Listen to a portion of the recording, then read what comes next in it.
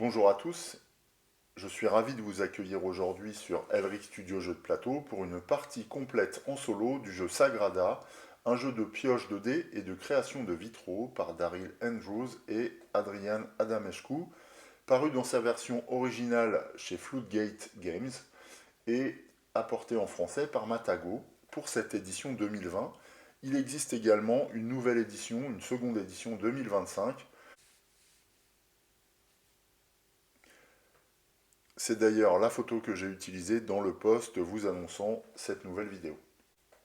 Pour aujourd'hui, je vais procéder en deux temps. D'abord une mise en place qui est extrêmement rapide, on va le voir, d'une partie de Sagrada en solo, et ensuite une partie complète.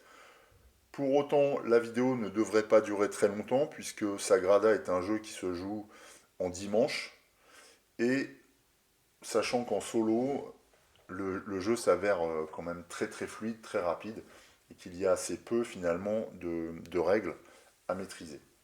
On se lance dans la mise en place. Celle-ci est grandement facilitée par une boîte compartimentée de manière totalement adaptée au jeu. Le matériel est somptueux. Il est constitué de 4 plateaux double couche dans lequel nous allons venir réaliser un vitrail. Donc voilà, cela représente finalement probablement l'intérieur d'une cathédrale. Moi j'adore spécifiquement ce plateau parce qu'il reprend les couleurs des vitraux médiévaux. Le rouge étant la couleur dominante avec le bleu nuit.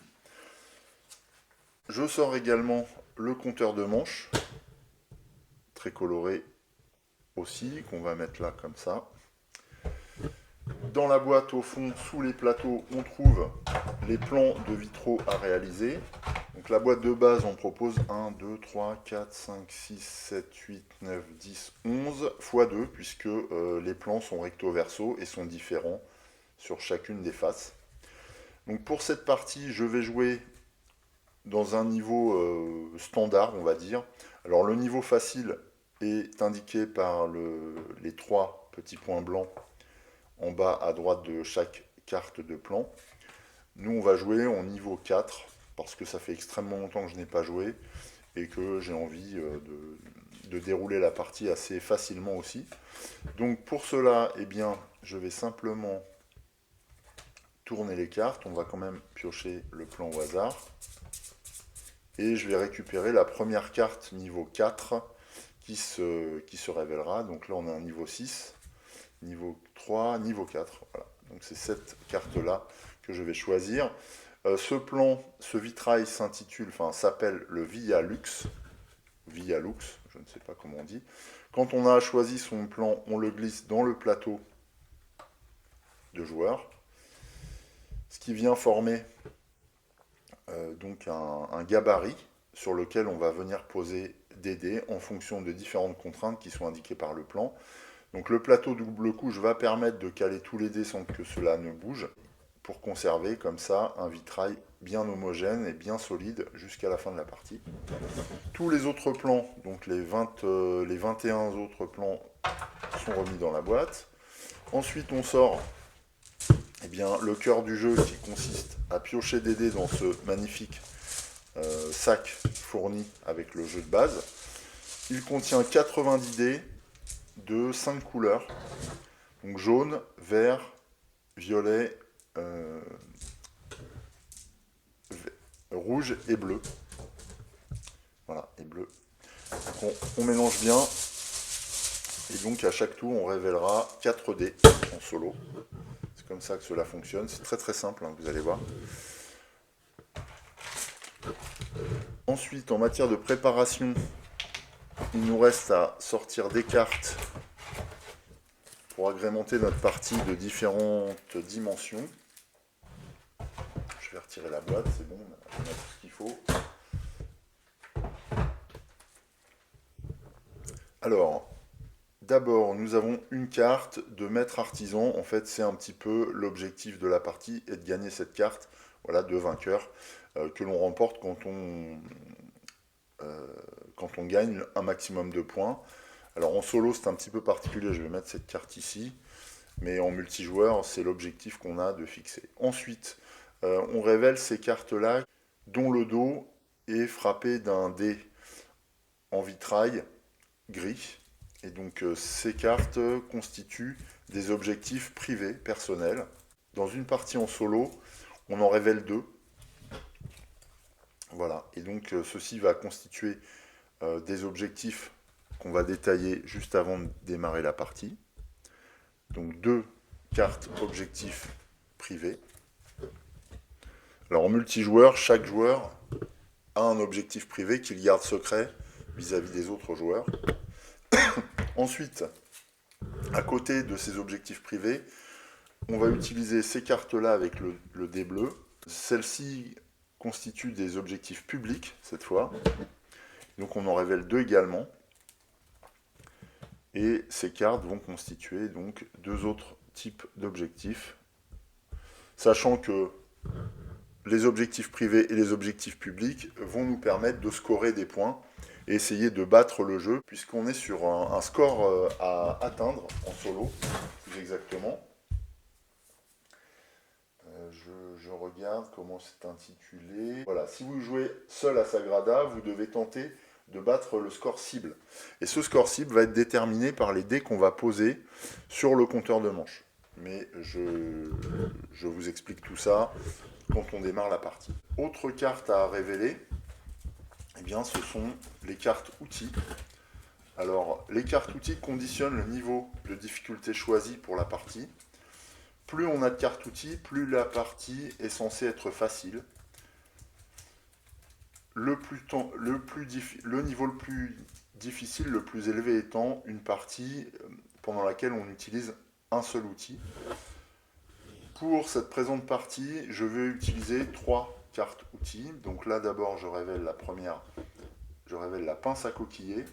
On va voir après de quoi il s'agit, le trusquin de découpe et enfin la brosse à églomiser. Donc ce sont des outils particuliers des vitraillistes, bien sûr, que nous allons utiliser. C'est pareil, je vous expliquerai comment fonctionne le système des outils pendant la partie. Enfin, nous allons récupérer un petit jeton, ce qui est l'occasion pour moi de vous montrer le seul élément du matériel que nous n'utiliserons pas. Donc le petit jeton personnel qui correspond à la couleur de notre plateau est posé sur lui pour l'instant. Il nous permettra de comptabiliser notre score en fin de partie. Ces éléments-là, qui sont des billes de verre, ne sont pas utilisés en solo. Elles le sont en revanche en multijoueur et s'appellent des pierres de faveur. Et en fait, c'est grâce à ces pierres de faveur qu'on vient activer les outils quand on est en multijoueur. Or, en solo, on n'utilise pas du tout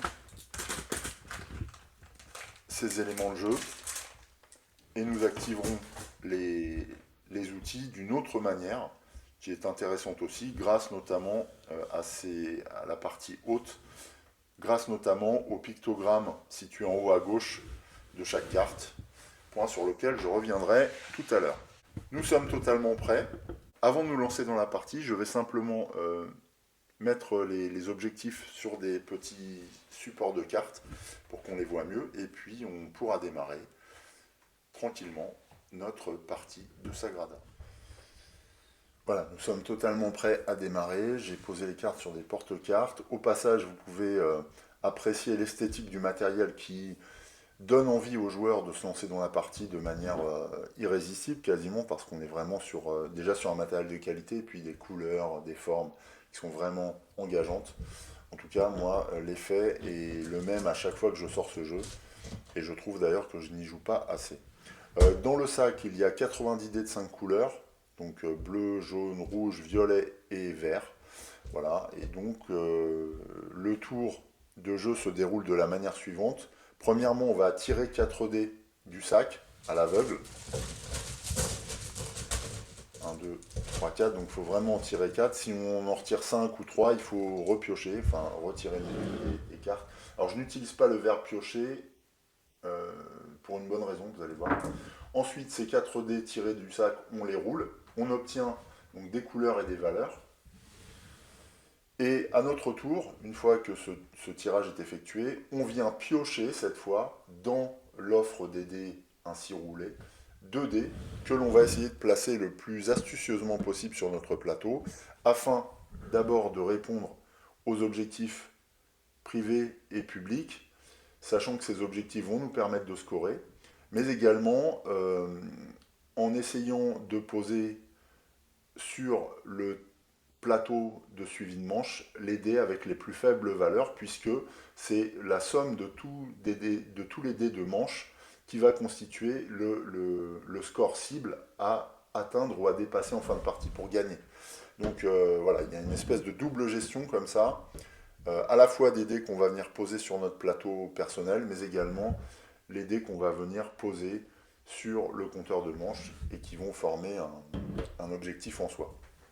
Alors justement, avant de sélectionner les 2 premiers dés lors de cette première manche, on va quand même regarder en quoi consistent les différents objectifs. Regardons d'abord les objectifs publics. Alors le premier objectif est symbolisé par ce schéma. Donc on voit qu'il y a 4 dés de différentes valeurs, mais dont la couleur manifestement n'importe pas. Cet objectif s'appelle nuance en colonne, et il rapporte 4 points par colonne avec des valeurs strictement différentes. Voilà comment gagner 4 points par colonne si on respecte cette contrainte. Donc il y a 5 colonnes, donc il y a un potentiel de 20 points sur notre plateau. Ensuite, un deuxième objectif s'appelle, le deuxième objectif public s'appelle couleur en ligne. Il peut rapporter 6 points par ligne avec des couleurs strictement différentes. Donc le potentiel est important puisqu'il y a 4 lignes. Donc si on parvient à réaliser cet objectif sur chaque ligne, on peut remporter 24 points. Donc on est à 20 par 20 plus 24, donc 44 points déjà potentiels. Ensuite, on passe aux objectifs privés, c'est-à-dire aux objectifs personnels quand on est en multijoueur. On regarde, eh bien, avec nuance de vert, en fait, ce qui compte, c'est la somme des valeurs des dés verts que l'on vient poser sur notre plateau. Donc si on pose, admettons, uniquement des 6 sur les emplacements autorisés avec les dés verts, eh bien, on prendra donc eh bien, un certain nombre de fois 6, sachant qu'il y a 18 dés de chaque couleur dans la pioche, je ne sais plus si je l'ai dit. On a aussi la possibilité de scorer avec les dés jaunes. La seule spécificité des objectifs privés par rapport aux objectifs publics, c'est qu'en fin de partie, nous allons sélectionner l'un des 2 objectifs et qu'on va scorer uniquement avec l'une des 2 cartes. C'est-à-dire que je pourrais scorer soit avec les dés verts, soit avec les dés jaunes, mais pas avec les deux. Voilà pour nos objectifs de partie. Et bien sûr, il y a un autre objectif, je vous dis, c'est de poser les dés de plus faible valeur, autant que possible, sur le compteur de manche. Voilà, donc maintenant, sachant ça, on peut commencer à poser les dés sur notre plateau personnel. Bien entendu, comme vous l'imaginez, pour ceux qui ne connaissent pas le jeu, il y a des règles de pose pour placer un dé. D'abord, lorsqu'on place un dé dans notre vitrail, quand il s'agit du premier dé de la partie, eh bien, celui-ci doit être placé dans un des coins du plateau. Ensuite, chaque autre dé doit être placé de manière adjacente, orthogonalement, donc soit par un côté, ou diagonalement, par un coin à un dé déjà placé précédemment. C'est-à-dire que si je place, mettons, je prends le 5 là, que je le pose, je peux placer un dé, le second dé, soit ici, pour les dés placés orthogonalement, soit ici pour les dés placés en diagonale. Attention, il y a encore une contrainte à respecter. Un dé ne peut jamais être placé adjacent orthogonalement, donc si je fais ça, à un dé de même couleur ou de même valeur. Par exemple, si je veux placer ce 5, eh bien je ne pourrais ni le placer là, ni le placer là parce qu'il faut un 2. En revanche, je pourrais le placer ici. D'accord ? Si ça avait été un 5 rouge, ce serait encore pire. Si c'est un 2 rouge que nous avions tiré, je n'aurais pas pu poser un 2 rouge sur cet emplacement. Voilà pour les règles de pose, c'est tout. Enfin, dernière règle importante, il n'est pas obligatoire de choisir un dé à son tour, on peut passer sans piocher, mais attention, sans jouer de dés, mais attention, le compteur de manche, lui, continue à tourner, et si je ne joue que un dé ou 0 dé à cette manche, eh bien je poserai tous les dés restants sur le compteur de manche. Ce qui signifie que le score cible augmentera d'autant que la valeur de tous ces dés non utilisés. Donc attention à cet aspect. Voilà, là vous savez tout, on peut démarrer. Maintenant, vraiment, le jeu est très très simple. Quand on joue en multi avec des joueurs qui n'ont jamais testé le jeu, eh bien on explique ça lors du premier tour et ça se fait très très bien, sachant que la différence, notamment au niveau de la pioche de dés, c'est qu'elle s'effectue sous forme d'un draft qui est vraiment sympa parce qu'il y a une tension qui s'installe entre les joueurs. Et vraiment, le jeu est extrêmement plaisant à sortir en multijoueur et je vous le recommande déjà avant même la conclusion. Voilà, allez, on démarre en attendant. Donc là, j'ai plusieurs possibilités, j'ai 4 coins potentiels. Sachant que j'ai un 5 jaune, un 5 rouge et un 5 bleu, je vais prendre un 5 rouge, ce qui va me permettre déjà de bien scorer avec un rouge, mais je score avec les jaunes et les verts. Ah oui, non, alors regardez, je vais plutôt prendre le 5 jaune. Pourquoi? Parce que déjà, j'avais dans l'idée de récupérer un dé répondant à une de mes contraintes, et en plus, le dé jaune me permet de prendre les 5 points là. Idéalement, il faudrait que j'arrive à poser un autre 5, mais ça va être difficile, puisque je ne peux pas poser un dé de même valeur de manière adjacente. Et que là, dans la diagonale, il y a un 1. Il y a un 1 qui doit être posé de manière obligatoire. Alors, sinon, je ne prends pas ce 5. Je vais revenir à mon dé rouge. Est-ce que je peux faire ça? Ouais. Ouais, je peux faire ça. Alors attention, il faut que je me souvienne aussi que les objectifs publics m'obligent à, par colonne, avoir des valeurs différentes et par ligne des couleurs différentes. Donc sinon, j'essaie d'optimiser. Donc je mets un rouge là et je vais mettre un 5 jaune ici. Ce qui signifie que dans cette ligne et dans celle-là, je ne pourrai plus poser de 5. Oh, ben c'est pas possible. Il faut un 5 là. Donc non, c'est pas jouable. Non, bah c'est pas jouable. Hum, hum, hum. Ouais, donc c'est déjà complexe. Donc dans ce cas-là, je vais mettre le dé jaune et je vais essayer de jouer autre chose ailleurs. Qu'est-ce que j'ai comme outil? Alors on va prendre connaissance des outils, ce sera fait. Alors la pince à coquiller, pour l'activer, eh bien je dois récupérer, je dois utiliser un dé rouge de la pioche, donc du plateau, que je pose ici. Et à ce moment-là, je peux utiliser l'effet. Immédiatement après votre premier choix de dé, choisissez-en un autre. Vous ne pouvez pas jouer durant le deuxième tour de cette manche. Alors ça, c'est surtout utile quand on est en multijoueur. Parce qu'on peut sucrer un dé à l'un des joueurs pendant le draft. Là, en solo, ça ne va pas être très utile. Le Trusquin de découpe, après le choix du dé, placez le dé choisi sur un emplacement qui n'est adjacent à aucun autre dé. Ah, ça, c'est bien. Vous devez respecter toutes les autres contraintes de placement. Alors ça, par exemple, je pourrais le faire avec un 5 noir, par exemple. Mais il me faut un dé jaune pour l'activer. Donc c'est compliqué. Un 5 noir. Un 5 rouge, par exemple. Mais il me faudrait un dé jaune. Alors après, je peux faire ça. Je ne vais pas utiliser le dé jaune à ce moment-là. Je vais jouer le 5 rouge. Hop. Je vais également jouer le 5 jaune sur le Trusquin de découpe.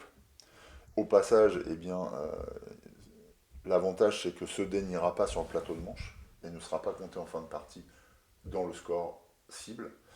Et enfin, dernier dé, je vais utiliser le bleu et je peux le poser immédiatement après le choix du dé, placer le dé choisi sur un emplacement qui n'est adjacent à aucun autre dé. Vous devez respecter toutes les autres contraintes de placement. Alors là, c'est pas mon premier dé, donc je peux le mettre n'importe où, à condition qu'il ne soit pas adjacent à un autre dé et qu'il respecte les contraintes. Donc je pense que je vais le mettre là. Voilà. Ce qui signifie que sur cette ligne, je ne peux plus mettre de bleu, ici plus de rouge, et sur ces colonnes, je ne peux plus mettre de 5. Et j'ai déjà utilisé un outil. Alors, dès le premier coup, c'est pas terrible. L'avantage par contre, c'est que maintenant que j'ai joué, je pose les dés restants sur le compteur de manches. Donc cette manche viendra cumuler un score de 2 uniquement. C'est terminé pour la première manche. Là, effectivement, j'ai tout détaillé. Maintenant, je vais bien sûr dérouler un petit peu plus rapidement pour que la partie soit fluide et agréable à visionner. C'est parti pour la deuxième manche. Alors, je tire 4 dés. 1, 2, 3, 4. Je pense que j'en ai 4. Ouais, alors pas de chance, j'ai 4 dés verts. Alors, 4 dés verts. Alors, ce qui est avantageux, par contre, c'est que j'ai des scores variés dans le vert. Et je peux scorer du vert ici. Donc, si je pose 2 dés verts, c'est intéressant.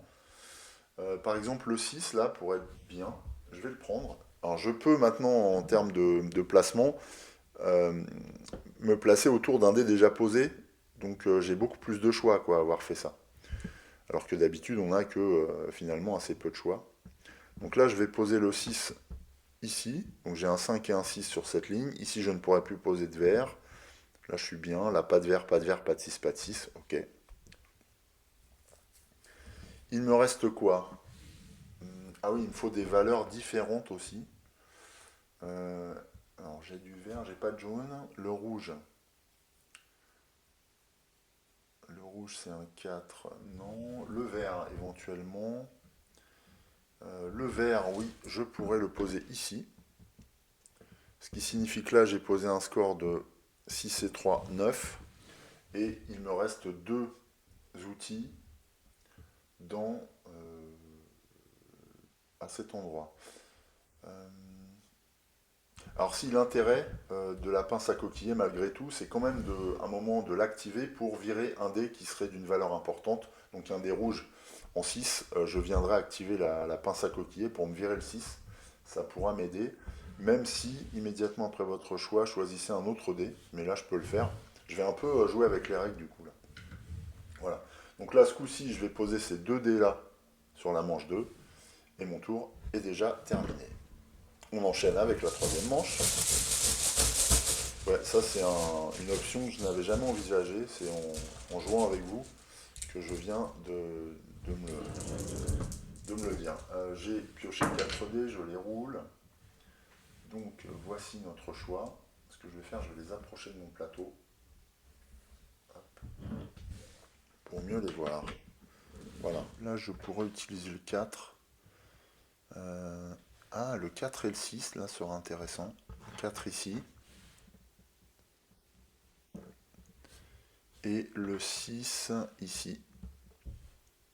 Sachant que j'ai un 1, mais bon, le 1, même si c'est du vert, ça score assez peu. Et de cette manière, je pose 4 sur le plateau de manche. Ok. Fin de la troisième manche déjà. On pioche. Quatrième manche. Alors, on obtient un 2 jaune, du vert et un violet. Ok. C'est parti. Alors déjà, notre vitrail prend forme. Alors, qu'est-ce que je peux faire là? Je peux poser un dé. J'ai pas de vert ici. J'ai pas de jaune non plus. Le 6 là m'intéresse. Je serais tenté de poser le 6 ici, comme ça. Et... j'ai du violet par contre. Violet 5.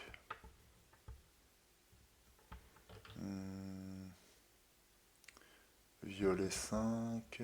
Je pourrais le mettre là éventuellement. Le 2 vert, je m'en moque. Le 2 jaune, je m'en moque. Allez, on fait ça. Je mets le violet 5 ici. Ok. Et je pose 4 sur le plateau de manche. Cinquième manche déjà. Vous voyez, ça va extrêmement vite. Ce qui est bien, c'est qu'en multijoueur, on peut enchaîner les parties et passer un très très bon moment. Voilà, je prends que du vert là. Ouh. Des verts. 2 6 verts, un 3 verts et un 3 rouge. Alors là, je risque d'être embêté. Ça fait assez peu de variété, ça c'est jamais très bon. Par contre, c'est bien pour mon objectif privé. Alors, je n'ai pas de vert sur cette ligne, donc potentiellement je pourrais en poser. Par exemple un 6. Mais je ne peux plus poser le 3. J'ai un 3 rouge ici, pourquoi pas. Ouais, je peux faire ça éventuellement. 6 et 3. Ou 3. Après. Là, il me faut impérativement du bleu pour respecter la ligne. Les colonnes, là je suis bon, là je suis bon, là je suis bon, là ok. Voilà. Là, je vais être là. Ce qui est bien là, c'est que je score un max en vert. Ouais, vraiment, mon vitrail prend énormément de valeur. L'inconvénient quand même, c'est que je vais poser 9 dans le score cible sur la 5e manche. 6e manche. 1, 2, 3, 4 normalement. Ouais, c'est bon. Alors, ah non, j'en ai pris 5. Alors là, typiquement, je dois remettre dans le sac et repiocher. 1, 2, 3, 4 ce coup-ci. Ça va, j'ai pas variété. Encore un 6 vert. Alors un 6 vert, je ne pourrais plus en poser parce que... simplement parce que j'ai du vert partout sur mes lignes. Donc là, le 6, je l'enlève, je le mets de côté. Alors, le 6 bleu, non, ça ne me convient pas. Ou alors, non, il ne me faut pas de vert ici. Un bleu éventuellement là, mais j'ai un 6. Je peux le poser là éventuellement. Le 5, ou alors je prends pas le 6 bleu, mais ça me fait 12 en score cible. C'est moche. Le 2 rouge, je peux éventuellement le mettre là. Ah, c'était un 2. Ouais, je peux le mettre là. Ça ne préfigure pas des couleurs. Qu'est-ce que je peux mettre là? Ouh, ça c'est moche, non, c'est du jaune là. Ah oui, non, je peux pas faire ça. Il va falloir que je mette du jaune ici pour mettre du rouge ici. Ah, c'est très très moche. Hmm. Bon. Alors, là, je veux mettre du bleu. C'est trop important. Par contre, ah oui, c'est un 5 jaune, donc je ne peux pas non plus. Là, il ne faut pas que je mette de jaune, ni de vert. Je peux mettre le 6 rouge. Sauf que là, je vais avoir une valeur double dans le 6. Bon, ça me fait perdre 4 points. Est-ce que j'ai le choix? Après, sinon, j'ai le 2 rouge. Mais si je mets le 2 rouge, je serai obligé de mettre du jaune là. Donc ça ne va pas. Donc peut-être là qu'il faut que je fasse autrement.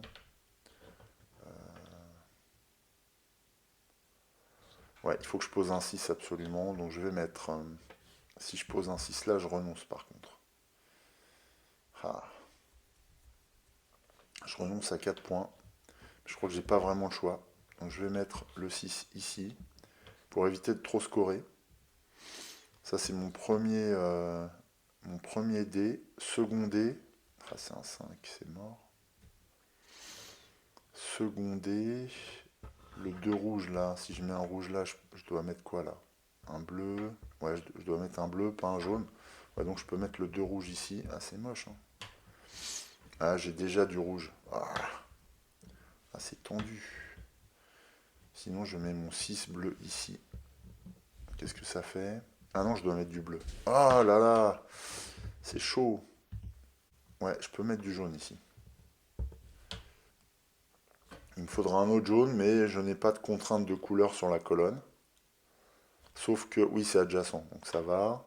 Là, je ne peux pas mettre de vert, donc je vais mettre le bleu. Le bleu là, voilà. Et je ne peux pas mettre le bleu là non plus. Voilà, donc là, j'ai limité la casse au niveau du score cible. Donc je pose 8. Ouais, ça se complique forcément, puisque j'ai plus de contraintes, moins d'espace. 7ème manche. 1, 2, 3, 4. Voilà. Alors si c'est bien, j'ai du bleu. Ah, c'est bien. J'ai un 3 bleu. Et j'ai un 1 jaune. Oh, ça a l'air pas mal ça. Ah, j'ai de la chance. 3 bleus que je mets là. Et un jaune. Ouais, j'ai vraiment du bol. Ah non, je peux pas le mettre le un jaune. C'est un rouge que je dois mettre là. Ah, c'est moins bien d'un coup. Je peux mettre le un jaune ici. Ouais, j'ai des valeurs différentes. Là, les couleurs sont différentes aussi. 5, 4. Je pouvais pas mettre de 5 là, ni de 6. Donc ça, c'est réglé. Là non plus. Euh, Là, je pouvais mettre le 5 sinon. À la place du jaune, je peux mettre un 5 bleu. Ce qui m'évite de trop scorer au niveau du score cible. Mais je me départis d'une case blanche. Ouais, ça c'est pas terrible. Parce qu'il me reste 3 cases blanches, 3 cases avec contrainte. Non, il faut que je pose le 1. C'est trop dangereux. Voilà. Ensuite, je mets 11 sur le score cible. Ouais, ça va être chaud, hein. Ça va être chaud. Alors, 1, 2, 3, 4. Oh non, encore du bleu et du jaune. Bon, ça c'est affreux comme tirage. Ouais, là c'est affreux. En plus, j'ai. Oh là là. Ouais, j'ai pas grand chose là comme solution. Ça c'est très très moche. Ça va me faire perdre un tour. Ah oui, là c'est moche. Puissance 4. Alors, j'ai du 3 jaune. Je ne peux rien en faire. J'ai du 1 bleu. Je ne peux rien en faire. J'ai du 3 jaune là que je peux poser. Valeur, je m'en moque par contre. Donc ouais, celui-là je peux le poser. Et j'ai encore un 3 jaune, un 3 bleu, mais dont je ne vais rien pouvoir faire si je peux le poser ici. Mais là je perds 4 points. Et j'ai du bleu, donc je perds, ouais, je perds 10 points, non c'est trop. Je perds 10 points. Quand on a un trou dans le vitrail, on perd 3 points en fin de partie. C'est quand même préférable. Par contre, si je ne pioche pas d'autres dés, les 3 là vont dans le score cible. Ai-je le choix? Qu'est-ce que j'ai comme outil là? Déplacer un de vos dés de votre vitrail en ignorant les contraintes de couleur. Vous devez respecter toutes les autres contraintes. Alors là, je pourrais activer ça. Et est-ce que ça me sert à quelque chose? Je ne vois pas de solution, donc on va laisser comme ça. Je vais renoncer au dé là. Et je pose 3 dés sur le plateau de manche. Ouais, voilà, ça commence à déconner. J'ai pas réussi à trouver un usage pertinent avec la brosse à églomiser. Donc tant pis, on enchaîne. Je pioche 4 dés encore pour la 9e manche déjà. J'ai du bleu, du vert et du rouge. Ça va pas m'arranger. Alors j'ai aucun 4. C'est assez dramatique. J'ai aucun 4. J'ai un 2 bleu. Me sert à rien. Par contre j'ai un 5 rouge que je peux poser par là. Non, il faut que je le pose là, je pense. Là, il faut que je pose quoi? Du vert? Ah, j'ai déjà du vert, c'est moche. Le 2 bleu, je ne peux pas. Le 5 bleu. Voilà, je vais perdre des points. Ah, mais j'ai pas de chance, j'ai pas de variété. J'ai pris que du bleu en dominante. J'ai quasiment pas pris de rouge ni de violet. Alors, ça m'a forcément handicapé un peu. Le 3 là, le 3 vert, je peux le mettre nulle part. Donc c'est réglé. Le 2 bleu, je peux le mettre là, mais ça me tue une ligne.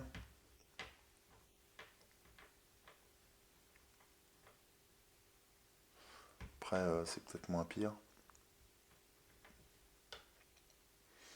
Donc le 2 bleu potentiellement, le 5 rouge et le 5 bleu. 5 bleu, je peux le mettre là aussi. 5 bleu, j'ai pas de 5. 5 bleu, 5 rouge. Ah, je peux faire ça. Bleu, bleu. Ah, si je fais ça, je me gagne 6 points là. Ouais, si je fais ça et ça, je gagne 6 points. Mais attention, parce que je n'ai plus que des dés à contrainte.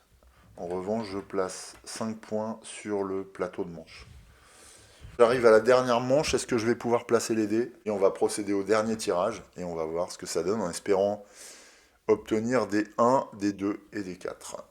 Allez, on voit tout de suite ce que ça donne. Attention. Alors, 4 dés. 1, oui. 1 rouge. Ah, c'est bon le 1 rouge. Ah, par contre, le reste, ça va pas être bon. Ok, allez, on part là-dessus. Alors, le 1 rouge. Il est pas mal le 1 rouge parce qu'il vient se positionner. Ah, j'ai pas de 4. Il vient se positionner là.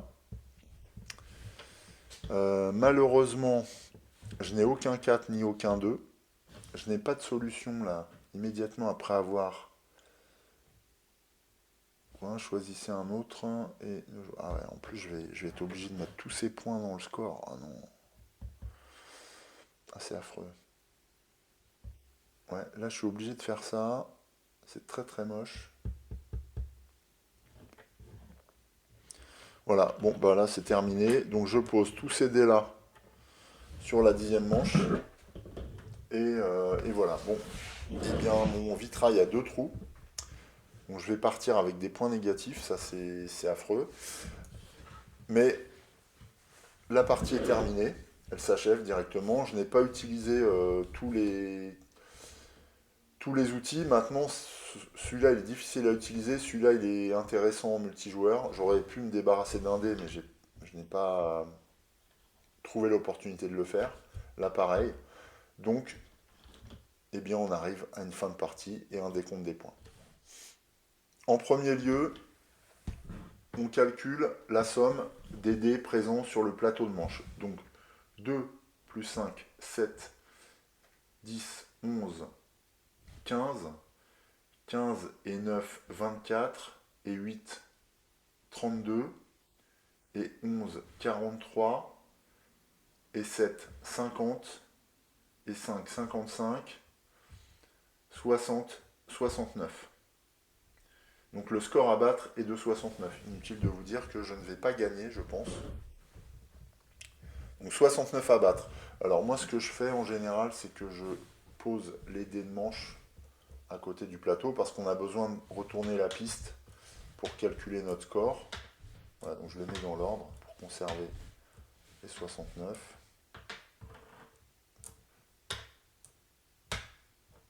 Voilà. Hop, on retourne le plateau et on peut comptabiliser nos scores grâce à notre jeton.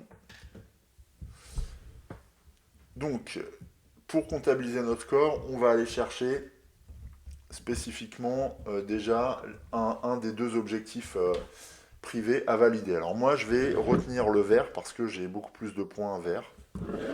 Donc le jaune ne sera pas utilisé. Je vais retourner. Et donc je compte tous les points, la somme des valeurs sur les dés verts. Donc j'ai 3 x 6, 18 et 3, 21. Ok. Donc j'arrive déjà à 21. Ensuite, donc cet objectif est comptabilisé, c'est bon. Ensuite, je regarde les couleurs en ligne. Couleurs en ligne, j'ai 2 lignes complètes. Et sur ces lignes, eh bien, j'ai la variété des couleurs. Donc je prends 6 points par ligne, donc 12. 12 plus 21, ça fait 33. Je dois battre 69, hein, je suis très très loin du compte.